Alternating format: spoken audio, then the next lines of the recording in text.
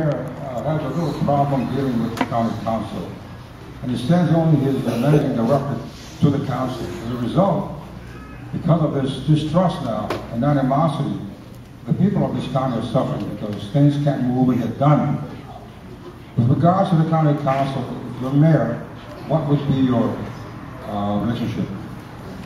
Thank you for that question. It's a very good one.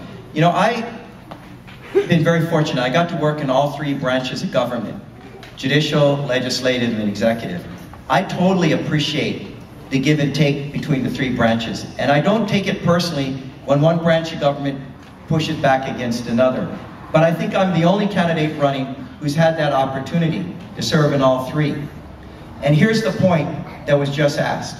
We have a council now who's fighting with the mayor. And some of that is understandable. That's always going to be there.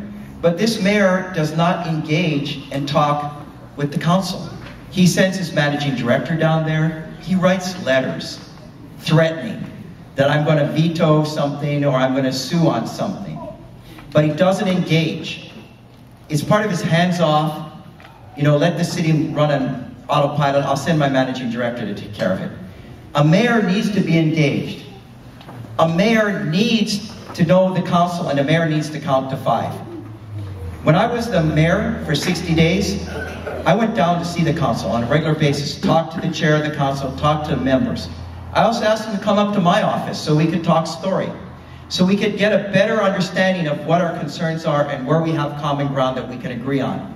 And also understand that the job of each of us sometimes is to push back at each other, but to not make it personal.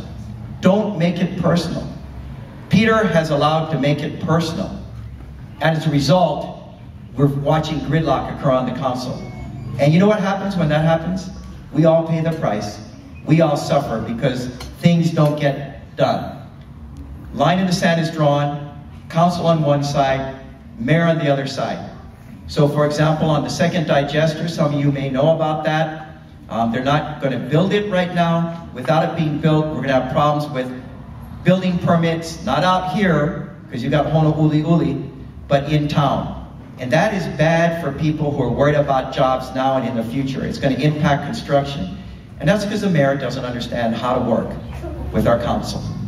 I do know how to work with the council. I worked with the council. I enjoyed working with the council, and I appreciate it. So I can promise you, it will be different. And I believe more often than not, after we have a good round of discussion and debate, decisions will be made that will be in the best interest of the entire community, and there will be less fighting and less gridlock. I can commit to that. I'm going to do that. So thank you.